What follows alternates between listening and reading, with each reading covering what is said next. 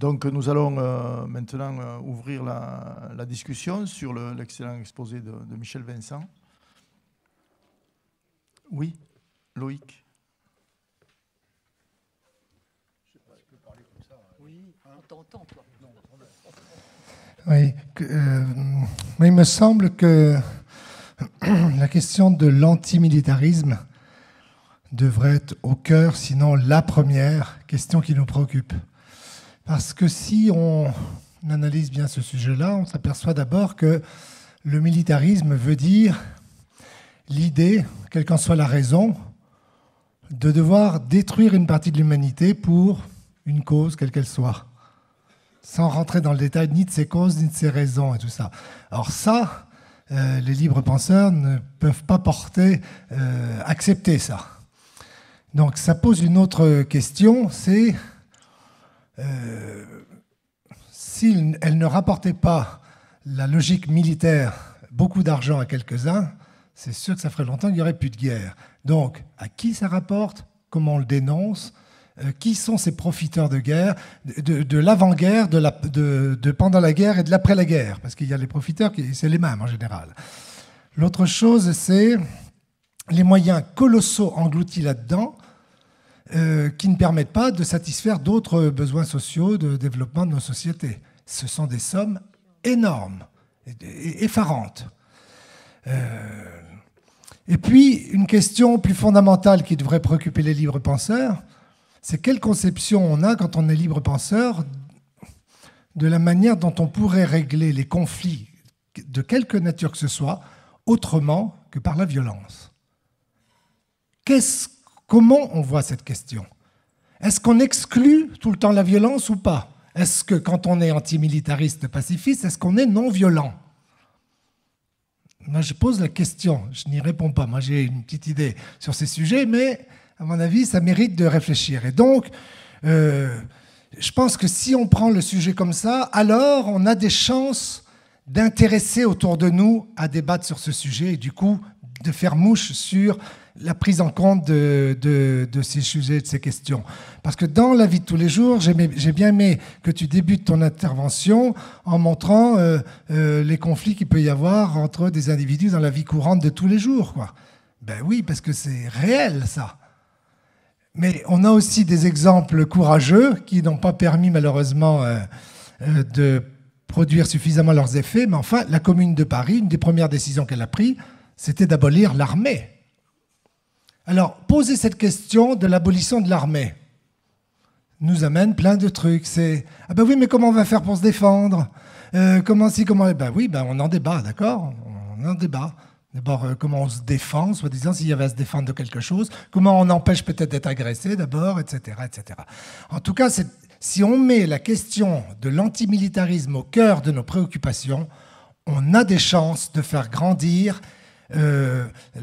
l'approche qu'on a en tant que libre penseur de la conception de l'individu, du respect de l'humanité, et puis j'allais dire de ce qui va avec, parce que finalement notre planète et tout ça, elle est très chagrinée. Par exemple, on parle de la pollution industrielle et tout ça, mais j'attends moi les chiffres, j'ai jamais vu de chiffres sur la pollution phénoménale générée par les conflits. C'est une horreur absolue. C'est une pollution d'un niveau, on n'ose pas imaginer. Tchernobyl, c'est de la rigolade à côté, quoi. Mais c'est marrant, hein, jamais personne parle de ça, quoi. Et pourtant, c'est une dimension, bon, c'est pas celle qui me préoccupe d'abord, mais en tout cas, c'est une vraie dimension très importante. Allez, vive la paix. Si je peux répondre tout de suite à ce que tu viens de dire, je vais citer une petite phrase qui est dans une bande dessinée absolument exceptionnelle, qui est Auschwitz de Pascal Crossi. Et dans Auschwitz de Pascal Crossi, il y a une petite fille donc, qui va être gazée, enfin, qui va passer au four crématoire, et qui dit « Ne pourrait-on pas se haïr en paix et n'utiliser le verbe comme seule arme ?» Et je trouve cette phrase absolument superbe. Avant de passer la parole, il est 15h15, je propose qu'on discute, que la discussion prenne 25 minutes, jusqu'à moins le quart, mettons 80 moins le quart, de façon à... Parce que la discussion après peut se poursuivre et rebondir quand Jean-Paul Gadi projettera son film sur les 20 000 moujiks sans importance, de façon à ce que nous puissions discuter de la déclaration finale et d'une motion, d'une courte motion sur la guerre. Je passe donc la parole tout de suite à Marie Guermont. Je vais vous choquer, je pense, pour beaucoup d'entre vous. Moi, je suis violente. Je suis violente. Je suis pour l'armement du prolétariat. Vous croyez qu'on va rester? Vous croyez que ceux qui sont au pouvoir, les capitalistes, aidés par les bureaucraties syndicales ou autres, ou celles de la libre pensée que beaucoup d'entre nous ont quitté, vous croyez qu'ils vont se laisser faire sans rien faire? Et non, il faut qu'on s'arme aussi. Donc je ne suis pas pour la paix, parce qu'on va être obligé de se défendre. Et même quand tu parles de la commune, les gardes nationaux, et j'étais armée, les femmes, elles se sont battues pour garder les canons de Montmartre, pour les reprendre. Et quand on a chanté l'Internationale, ça me fait toujours penser à la commune, où leurs balles, les balles des soldats ont été pour leurs propres généraux, parce que les enfants, les femmes s'étaient mêlés, effectivement. Alors après, bon, c'était très, très instruit ce que nous a dit Michel. Moi, sur la question du génocide, cette première partie, j'ai trouvé que c'était un peu idéologique pour moi, et que les génocides, qu'est-ce qu'on classe comme génocide? Il y en a d'autres en Afrique qu'on peut citer. On peut dire, est-ce que c'est pas une tentative de génocide, le combat contre les Palestiniens? Sauf que c'est vrai que c'est pas un génocide, parce que depuis la Nakba, ils se battent. On assassine leurs enfants, il continue à y en avoir. Bon, alors, après, j'étais beaucoup plus d'accord, effectivement, avec la fin de ton exposé. Et puis, voilà, comme tout le monde me regarde, je ne sais plus ce que je voulais dire exactement. Ah oui, je veux dire que moi, je suis pour les principes pour lesquels je suis rentrée il y a à peu près 38-40 ans à la libre pensée. Bien sûr, la laïcité, l'anticléricalisme, c'était notre particularité par rapport à des syndicats, des partis politiques. Mais n'empêche que c'était aussi écrit, c'est vrai, comme tu dis, l'antimilitarisme, mais c'était aussi écrit le refus de l'exploitation de l'homme par l'homme. Et pour moi, c'est peut-être ce qu'il y a de plus fondamental.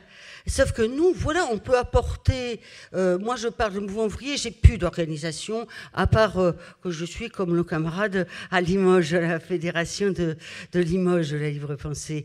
Mais je pense qu'on peut apporter, justement, par des études, comme tu en as proposé, par aussi ce que le camarade a dit ce matin sur la question moi je dis Léon XIII, mais enfin sur la question du pouvoir social de l'Église, enfin du rôle, de la doctrine sociale de l'Église, le personnalisme, etc. On peut apporter à tous, à l'ensemble du mouvement ouvrier, parce que chez nous, c'est vrai, à Libre Pensée, au point de départ, ce qui n'est plus vraiment le cas, il y avait cette question de l'instruction que d'autres organisations ne pourront pas faire nécessairement. Toujours lié avec la laïcité et l'anticléricalisme. Merci Marie. La parole à Michel, bravo. La parole à Michel Dino Serra et puis à Didier Schein.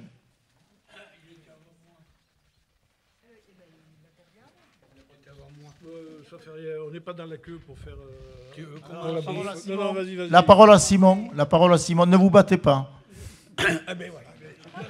Oui, c'est moi, Simon. Une des conséquences très actuelles des guerres, c'est qu'on jette sur les routes des millions d'immigrés. D'ailleurs, mon voisin qui m'a refilé le micro en a chanté des conséquences tout à l'heure. Je voulais simplement, publicité gratuite, vous informer qu'il y a une brochure qui a été faite à l'occasion de notre première réunion du nouveau groupe après notre départ de la Libre Pensée de Marseille, le groupe Gaston Crémieux.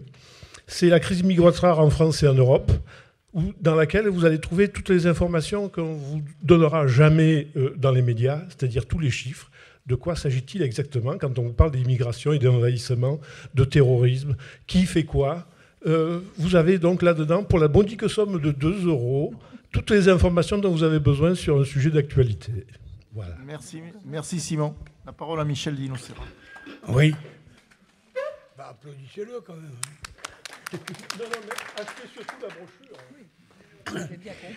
C'est juste, comment dire, quand on parle de pacifisme ou d'antimilitarisme, je crois qu'on parle tout simplement de la gestion de la violence.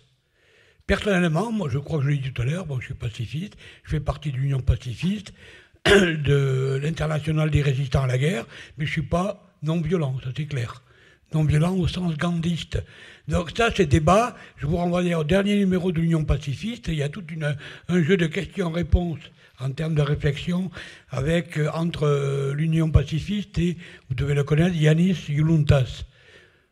Voilà, sur ces trucs-là. Moi, par rapport à ça, donc, c'est un sacré débat, effectivement. Moi, ce sur quoi j'ai envie d'intervenir, c'est lorsqu'on parle historiquement de la violence, on parle de la violence des États et concrètement de la violence par l'armée militaire. Moi, je voudrais introduire autre chose, c'est que la violence, elle est civile aussi. Et sur un point particulier, je vais intervenir, c'est qu'il y a un marché qui prend une ampleur colossale depuis quelques années. J'ai fait un article là-dessus, c'est le marché des armes non létales. C'est-à-dire les armes qui sont censées ne pas tuer, mais paralyser l'adversaire. Historiquement, et ça date des années 70, pratiquement 50 balais ce truc-là. Sauf que ça a pris une proportion absolument effarante. Initialement, ça a été saisi par le civil, ce concept. Il vient des États-Unis au moment où il y avait effectivement des communautés qui revendiquaient leurs droits. Et puis, bon, je ne fais pas tout l'historique. En France, ça a apparu avec le Taser, avec tous ces trucs-là. Et ça a été, là où je veux en venir, c'est que maintenant, c'est saisi depuis à peu près une dizaine d'années par l'armée. Et autrement dit, il n'y a plus de frontière entre le civil et le militaire. Par rapport à ça, quelque part, on assiste à une sorte de volonté d'humaniser la violence de la part des États, donc au sens civil du terme comme au sens militaire. Et en définitive, comme dans tout système capitaliste, il y a quand même un problème de rentabilité. Si on peut paralyser sans tuer, que c'est plus rentable, et autant le faire. Donc, pourquoi je dis ça? C'est parce que lorsqu'on parle d'antimilitarisme et de pacifisme, on fait des manifs contre la France qui, proportionnellement au nombre d'habitants, est quand même le premier marchand d'armes au monde. D'accord? Donc, on se bat par rapport à ça et on a raison, bien sûr. Donc, les chars, les Mirages vendus à l'Arabie Saoudite qui sont en train de décimer le peuple yéménite, bien sûr. Mais il y a les armes non létales. Vous savez, celles qui sont, comment on pourrait dire, c'est la mort douce, enfin, ou le... Oh, c'est gentil, quoi, c'est humanitaire, quoi, quelque part. Avec compassion, on fait les choses. Ça, il faut vraiment y faire gaffe parce que ça se développe d'une force incroyable. Voilà, c'est tout. Merci. Michel. Bon, on va donner la parole à Carmen, donc, puisqu'elle la demande, et ensuite la parole à Didier Schein. Carmen, devant toi. Laurence Duverger aussi. Voilà, moi c'est sur le génocide. Je voudrais savoir comment vous appelez ce qu'il a fait Franco entre 1939 et 1948. Est-ce que c'est un génocide ou quoi? On n'entend pas. Carmen te demande comment on peut appeler ce qu'a fait Francisco Franco, le caudillo espagnol, entre 1939 et 1940. Il y a quand même 50 000 personnes qui ont disparu, mortes de faim ou assassinées. Oui. Alors, ils ont volé même les enfants. Oui, mais je vais répondre. Personne n'en parle. Non, mais le génocide, c'est quelque chose de précis. D'accord? D'abord, avant, on ne commence à parler de génocide depuis 1944. La vraie définition est arrivée en 1944. Bon, ça ne veut pas dire que... Alors, toute guerre civile n'est pas génocidaire. Ce n'est pas la même chose. D'accord? Il faut être bien prudent. Et c'est une grosse discussion qu'il y a depuis le Rwanda, justement. Et moi, j'ai assisté à pas mal de conférences organisées, en particulier à Genève, par l'Université populaire africaine, sur ces questions-là. Il faut être très prudent, parce que si on appelle génocide toute guerre civile et tout massacre, on fait perdre et à la guerre civile et au génocide son caractère. Donc on finit par noyer un petit peu les choses. Par contre, ce qui s'est passé sous Franco, c'est du crime de guerre. Non, mais c'est attention, après, c'est crime. après la guerre qu'il a fait ça. Hein. C'est après la guerre. Hein. C'est de 39 à 48. La guerre a fini en 39. D'accord. Il a fait un génocide après. D'accord, mais c'est un génocide ethnique, c'est un génocide religieux, voilà. C'était politique, oui. C'était tout. Oui, voilà. Mais bon, après, moi, j'ai pas étudié tous les génocides que la Terre a fait. J'ai pas parlé des Arméniens, j'ai pas parlé des Indiens d'Amérique, parce que bon, alors à ce moment-là, on va, voilà.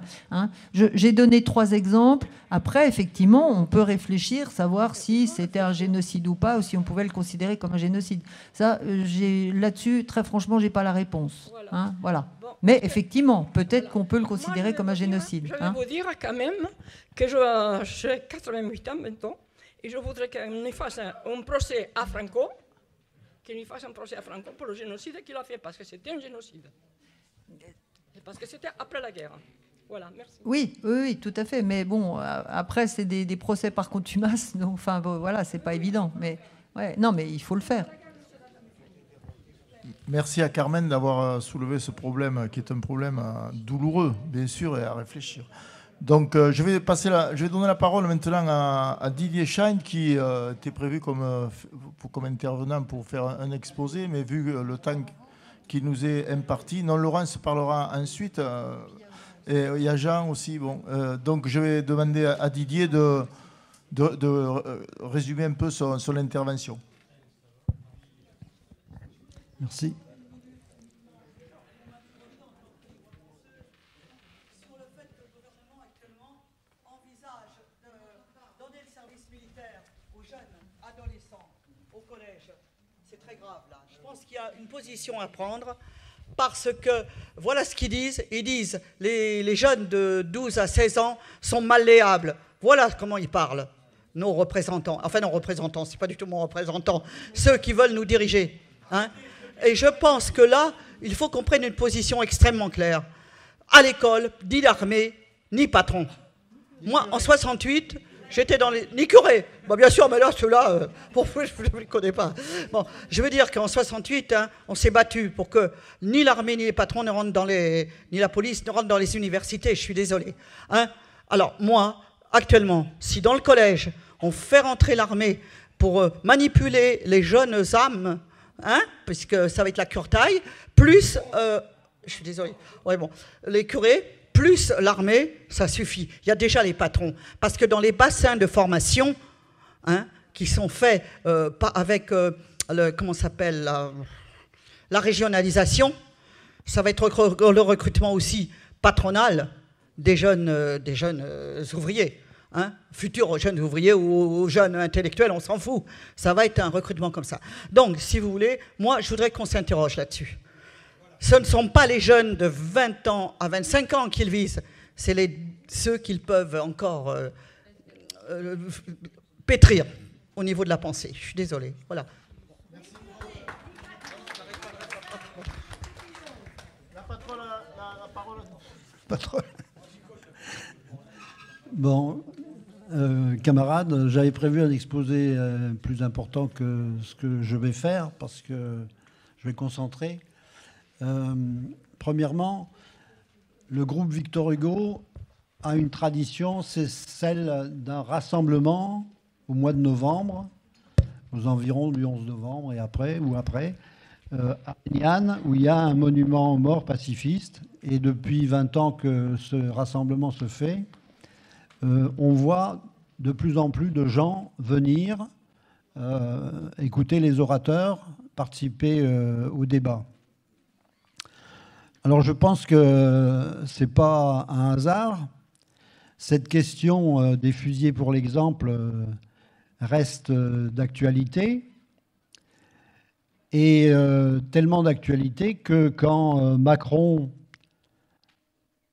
le jour du 14 juillet, alors qu'il avait invité Trump sur les Champs-Élysées, lequel Trump venait de vendre pour 110 milliards de dollars de matériel militaire à l'Arabie saoudite, Macron a déclaré, à propos des fusillés pour l'exemple, ils ont failli.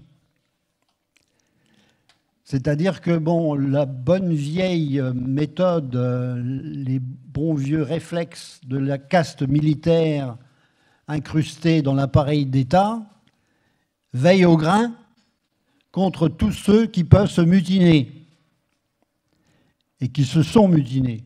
Même si ça fait un siècle, ça fait rien, il faut les tenir à l'œil.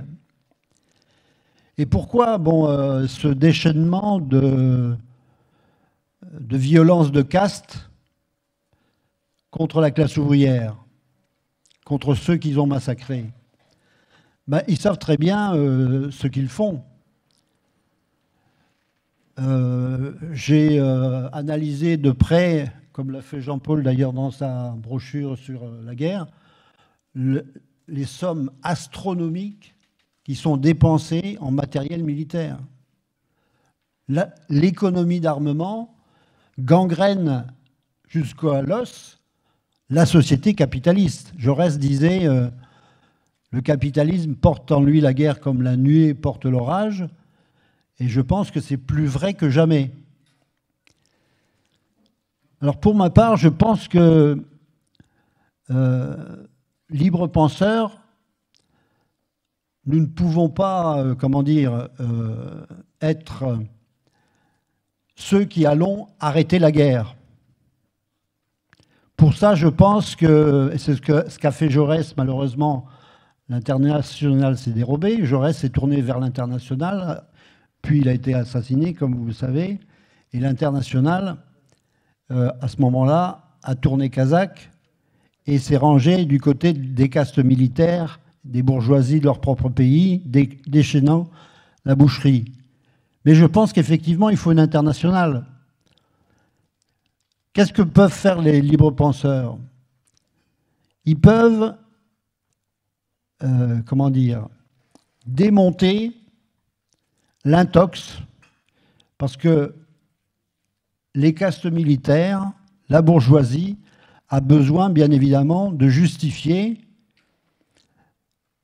l'appel à l'union sacrée et donc de camoufler son travail de sape et de destruction de la société. Tout le monde sait ce qui s'est passé en 2003.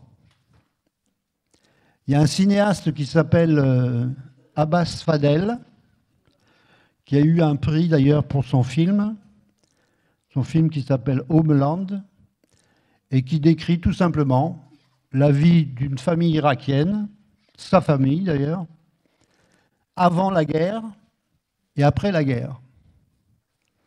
Donc avant la destruction, où, avec les sanctions, chacun s'efforçait de survivre, et après, où la famille elle-même est en voie de destruction physique par l'occupation militaire. Et ce même Abbas Fadel disait lors d'une émission de radio récemment, personnellement, je suis pour traîner Bush devant des tribunaux pour crimes de guerre, pour crimes contre l'humanité même. Et a-t-il tort? Quand on voit que l'intox qui a présidé à l'occupation de l'Irak, ça a été un montage totalement mensonger sur la question des armes de destruction massive. Le résultat de ça, c'est que les estimations en Irak des morts pour fait de guerre, c'est entre 1 900 000 et 3 millions de personnes. Sans compter que, par exemple, la banlieue de Damas compte 1 million de réfugiés irakiens. Et ce qui est en train de se passer aujourd'hui, c'est-à-dire l'intox qu'on est en train de monter sur l'Iran avec Trump, que pouvez-vous nous faire? Que pouvez-vous nous faire? Si ce n'est expliquer patiemment comment ils sont en train de détruire le Moyen-Orient pour faire main basse sur le pétrole. Il y a d'ailleurs un journal américain qui disait à Netanyahou, je sais plus, je ne vais pas le retrouver. Bon, enfin bref, il disait « Votre argumentation ne tient pas ». Et donc, on a toute une série d'arguments, effectivement, qu'il faut faire circuler, parce que le mouvement contre la guerre, il a jailli juste après l'effondrement des tours du World Trade Center aux États-Unis. 3 jours après, les étudiants de Berkeley se sont mobilisés et ont dit « pas en notre nom, la guerre n'est pas une solution, pas en notre nom ». Ils ont refusé les bombardements sur l'Afghanistan. Et de fil en aiguille, le mouvement ouvrier américain s'est mobilisé à travers le mouvement US Labor Against the War, qui a regroupé d'abord aux États-Unis plus de 4 millions de militants et de syndiqués. Et vous avez eu le 15 février 2003, je crois que c'est les plus grosses manifestations que le siècle ait connues partout contre la guerre. Des millions et des millions partout dans tous les pays. Donc notre place à nous, bon, c'est pas comment dire, de dire on va faire une organisation qui va pouvoir lutter contre la guerre, parce que je pense que pour ça, il faut effectivement une internationale. Il faut une internationale. J'ai des courriers, là, je ne vais pas tout vous lire, mais j'ai des courriers de militants afghans qui disent, bon, on nous raconte des histoires, on dit à l'opinion publique mondiale que depuis qu'il y a l'occupation, les filles vont à l'école par milliers et par milliers, et ils disent, c'est faux, il n'y a pas d'école, et il n'y a pas d'enseignants. Par contre, le prix de la drogue, de l'opium, et la production d'opium monte maintenant à 9000 tonnes par an, et ça rapporte je ne sais combien. C'est ça la réalité de la guerre. Et ça, c'est effectivement notre tâche de donner ces éléments, divulguer ces éléments. Donc voilà ce que je pouvais dire. Je conclus. US Labor Against the War disait, dans sa déclaration constitutive, les milliards de dollars dépensés pour organiser et réaliser cette guerre sont enlevés de nos écoles, de nos hôpitaux et de notre sécurité sociale. La guerre sert de prétexte pour attaquer les droits des travailleurs. Et je pense que c'est la pure vérité. Voilà.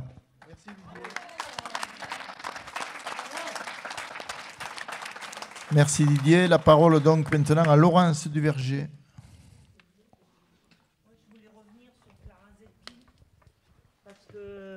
Justement, c'était, moi, de ce que j'ai lu, c'était pas des femmes comme ça, c'était des femmes liées à l'internationale ouvrière. Et il n'y avait pas de françaises, mais c'était surtout une initiative de l'internationale ouvrière pour les droits des femmes. Et faire le lien avec ce qu'on a dit ce matin sur Parcoursup, vous avez vu cette campagne pendant des mois, très psy sur engage-toi, réalise-toi, viens donc au sein de l'armée. Et il y a aujourd'hui donc des lycéens à qui on interdit leur avenir et qui se disent bon, bah, peut-être que je vais rejoindre l'armée, j'aurai une solution. Donc il y a urgence sur cette question. C'est court. Merci. Merci Laurence. Jean-Paul, ouais. Je suis vraiment en accord avec ce que Didier vient d'expliquer à l'instant et la façon dont il a insisté sur le rôle que nous aurions comme libres penseurs d'expliquer, de démythifier, de faire l'éducation populaire toujours et encore plus sur cette question de l'antimilitarisme et du pacifisme. Et on peut avoir plus que des nuances d'ailleurs sur ces questions. On peut avoir, comment dirais-je, une réflexion qui n'est pas achevée non plus. Mais il faut en débattre. Il faut en débattre et il faut poser ce débat au grand jour. Nous avons décidé en Haute-Vienne, d'une part, d'alimenter un débat sous forme écrite dans notre revue depuis 2 dossiers maintenant, où nous démontons la question des budgets militaires, d'une part, du service national mis en place par Macron et de bien d'autres choses encore. Nous avons décidé de faire un débat public à la BFM de Limoges sur ces questions, parce que nous ne sommes pas tous, et c'est normal, pas tous d'accord sur comment aborder cette question-là. Mais c'est d'une telle importance, parce que un des plus grands holocaustes, si je puis dire, la barbarie la plus gigantesque de la Première Guerre mondiale, elle est quand même due au fait qu'il y a eu l'union sacrée. S'il n'y avait pas eu d'union sacrée, si l'international n'avait pas renoncé dans le droit fil de ce que Jaurès exigeait et du combat qu'il menait depuis des années, la guerre n'aurait pas duré longtemps. Et nous en sommes là aujourd'hui. On nous explique qu'il y a des guerres humanitaires, des guerres justes, des guerres qu'il faudrait soutenir. Bon, alors, il n'y a pas que Kouchner qui dit ça. Hein.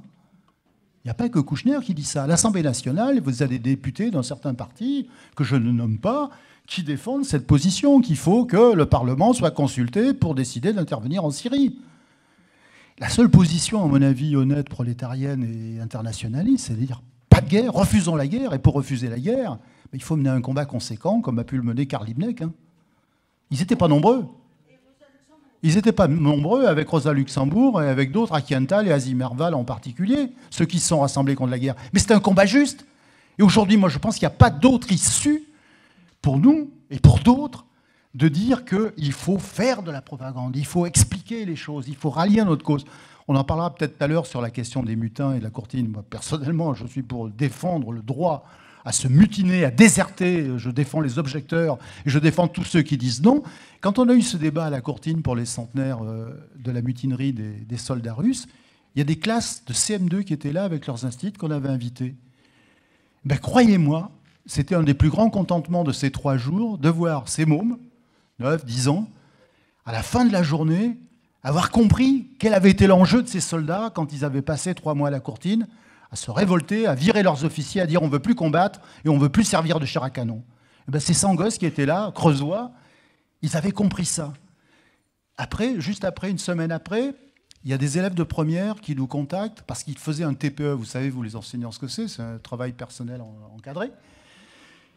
Et ils ont préparé un truc sur les révolutions russes et la mutinerie de la Courtine. Donc on a été les voir, on leur a fourni les machins. Ils ont fait un document de 36 pages qu'ils ont soutenu devant leurs profs. C'est magnifique, c'est merveilleux. Essayons de multiplier ça dans nos rangs, à l'extérieur de nos rangs, parmi la jeunesse. C'est comme ça qu'on arrivera finalement peut-être à faire passer ce courant qui est de dire nous refusons la guerre, nous refusons la barbarie.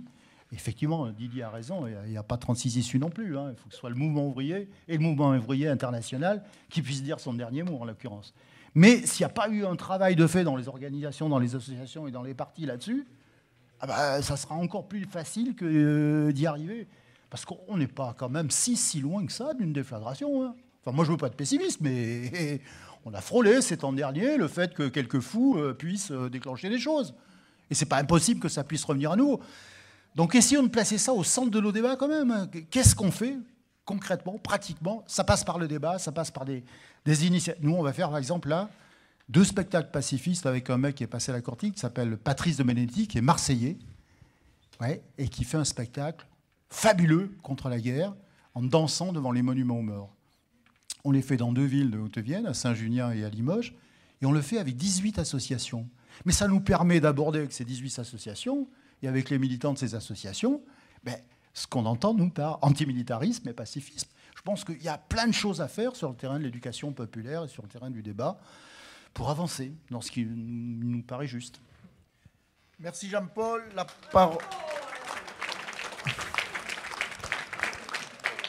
La parole à Jacques. Il y a Jean aussi, oui, mais Jean est inscrit. Juste après Jacques. C'est qui, Jacques? Oui, ce que je voulais dire, plusieurs choses. Ce qu'a dit Nicole par rapport à cette tentative de caporalisation des jeunes de collège, c'est malheureusement pas nouveau.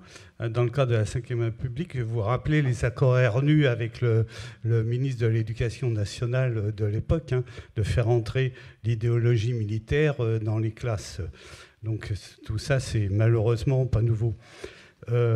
Sur la question des fusillés, pour l'exemple, on nous présente, on a raison de se battre là-dessus pour la réhabilitation, mais ce qu'il faut bien être persuadé, c'est que c'est pas né dans l'esprit plus ou moins machiavélique de l'état-major des armées en France.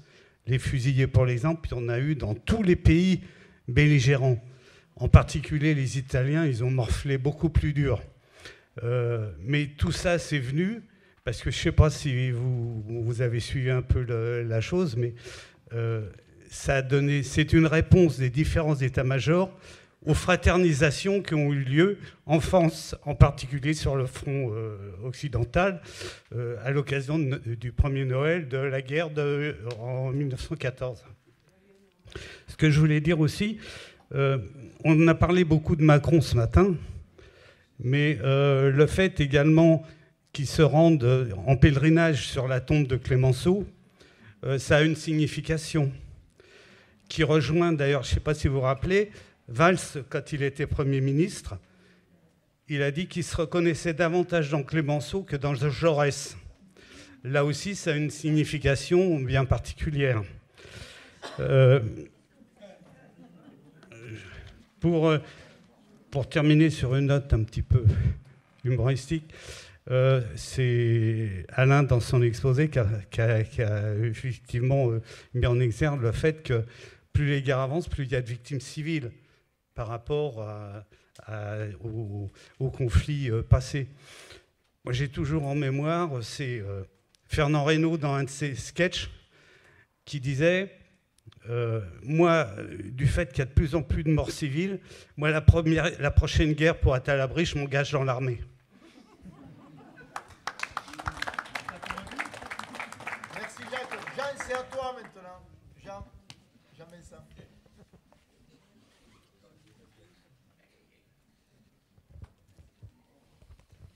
Oui, je vais commencer par être un peu optimiste sur l'antimilitarisme et sur le désarmement.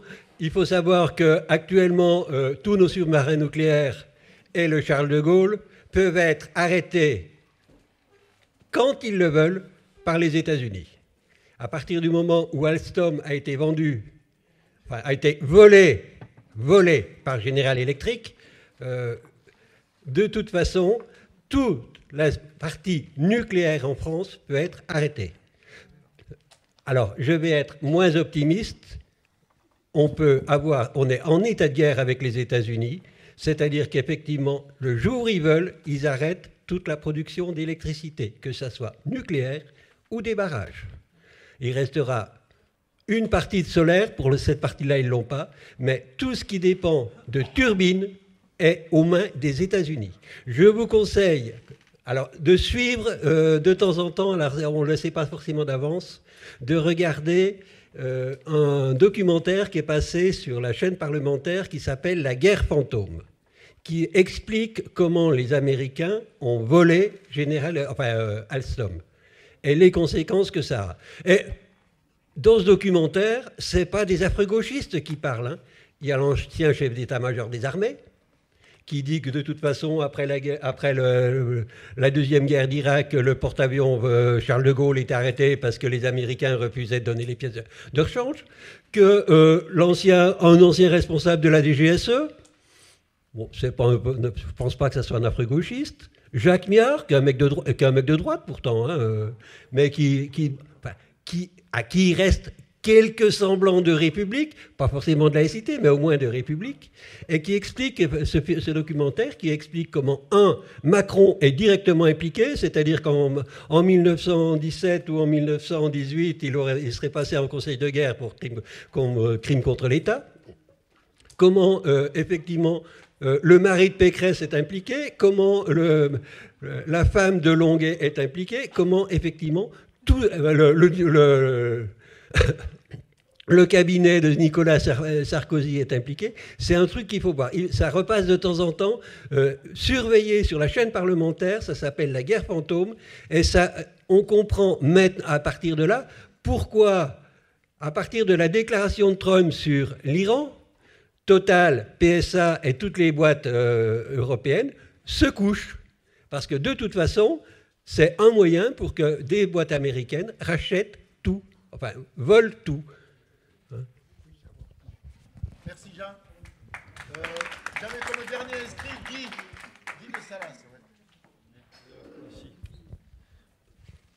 Et alors, moi, je voudrais vous rappeler, si vous ne l'avez pas vu encore, c'est un film ancien qui s'appelle Missing, qui est fort connu. C'est l'histoire d'un citoyen américain qui vient à Santiago du Chili après le coup d'État de Pinochet et qui, à la demande de sa belle-fille, de laquelle il a appris que son fils avait disparu, il prend contact avec l'ambassade américaine et, bien entendu, au bout d'enquêtes un peu machiavéliques de l'ambassade américaine, on finit par l'avouer que son fils a été liquidé par la junte de Pinochet. Alors évidemment, il se plaint, il dit comment, moi, citoyen américain, vous n'avez rien fait pour protéger mon fils, etc., etc. Et le fonctionnaire de l'ambassade américaine lui répond tout simplement, mais monsieur, je ne sais plus comment il s'appelle dans le film, mais monsieur, nous avons simplement, par notre intervention dans la politique du Chili, nous avons simplement préservé votre façon de vivre, c'est-à-dire l'American Way of Life. Et en réalité, si on regarde bien, mis à part la guerre de 14-18, bien entendu, qui, comme chacun sait, a été déclenchée parce que les classes ouvrières de l'Europe entière commençaient à être un peu trop remuantes, donc il fallait mettre de l'ordre dans tout ça. On a déclenché la grande boucherie que vous connaissez. 39-40, bon, allez, imaginons, essayons de croire que c'était une guerre idéologique, que bon, il fallait vaincre un peu le fascisme, un peu beaucoup le fascisme. Mais ensuite, les guerres modernes, pourquoi ont-elles été déclenchées? L'Afghanistan, bon, il y a eu l'histoire du 11 novembre. Tiens, à ce propos, vous remarquerez qu'on fête souvent le 11 novembre 2001, mais on ne parle jamais du 11 septembre 1973. Le coup d'État de Pinochet, on n'en parle jamais. Ensuite, il y a eu la guerre d'Afghanistan, les bombardements, les victimes, etc. Et puis ensuite, l'Irak, 1991, avec la coalition de l'OTAN, dont la France a fait partie, avec un gouvernement socialiste, bien entendu. Et puis ensuite, il y a eu la guerre moderne de 2003 à l'Irak, avec les manœuvres de... Comment dirais-je, comment s'appelait-il, celui-là, le secrétaire d'État américain, qui a démontré à la télévision qu'il y avait des... Powell, voilà, c'est ça, qui a démontré, puis on s'est aperçu ensuite que c'était un mensonge éhonté. Voilà tous des gens qui ont manipulé l'opinion publique américaine et mondiale pour faire la guerre en Irak, pour écraser un pays, pour piller ces trésors archéologiques, historiques. Tout ça pourquoi? Comme le disait mon cousin, pour le pétrole. Uniquement pour le pétrole. Et les guerres modernes sont dues uniquement à des guerres économiques pour l'énergie. Que ce soit le pétrole, que ce soit le gaz naturel. Il faut absolument que les États-Unis, qui commencent à voir leur approvisionnement en réserve d'énergie diminuer, il faut absolument qu'ils puissent dominer tout ça. Et en réalité, je trouve qu'il y a un mot d'ordre qui existait il y a, combien maintenant, 50 ans bientôt, que j'ai crié fortement quand j'étais jeune et beau, et voilà, hein. C'était « à bas l'impérialisme américain ». Mais j'entends plus jamais ça, plus jamais je n'entends ça. Alors je crierai « à bas l'impérialisme américain ».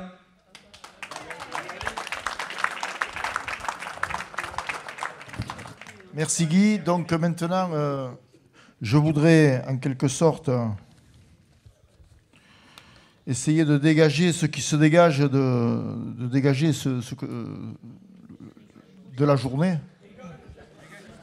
ce qui se dégage de nos travaux, de cette journée, de ce matin, de cet après-midi, des différents exposés, de la discussion, avant la projection du film animé par notre ami Jean-Paul Gady sur 20 000 moujiks sans importance, les fameux soviets des soldats russes de la Courtine.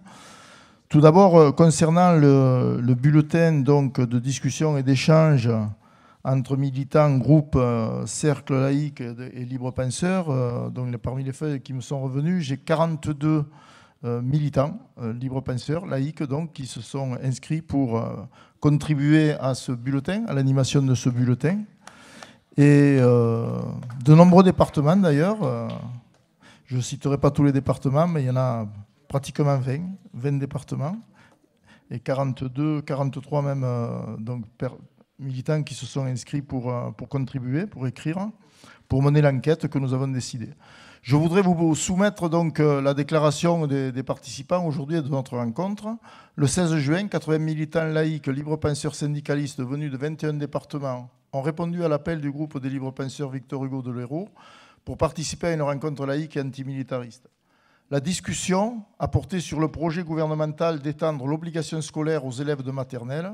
Cette tranche d'âge est déjà scolarisée à 97% et cette mesure serait symbolique si elle n'était pas de fait une extension de la loi Debré de financement des écoles privées confessionnelles sous contrat.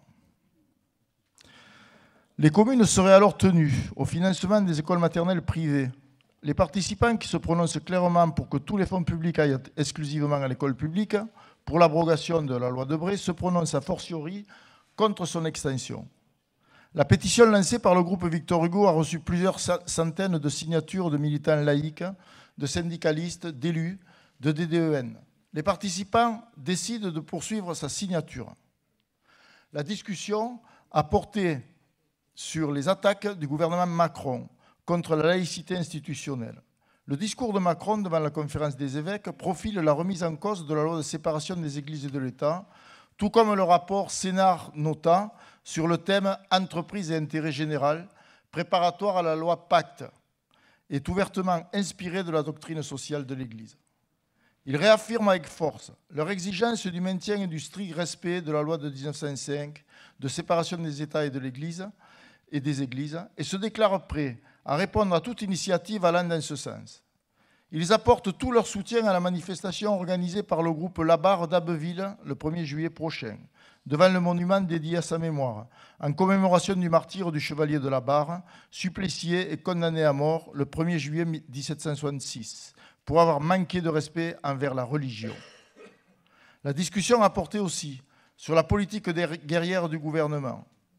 Les participants se prononcent pour l'arrêt immédiat de toutes les interventions à l'étranger de l'armée française et le retrait de toutes les troupes des différents théâtres d'opérations extérieures, pour l'attribution des crédits militaires aux services publics, à l'école, l'université, la santé, la culture. À l'issue d'une discussion large, amicale et fructueuse, conscient des combats à mener en toute indépendance, sur des mots d'ordre clairs et sans ambiguïté, les participants ont souhaité créer une entente laïque autour d'un bulletin de discussion et d'échange entre militants, groupes, cercles de laïcs et de libres penseurs.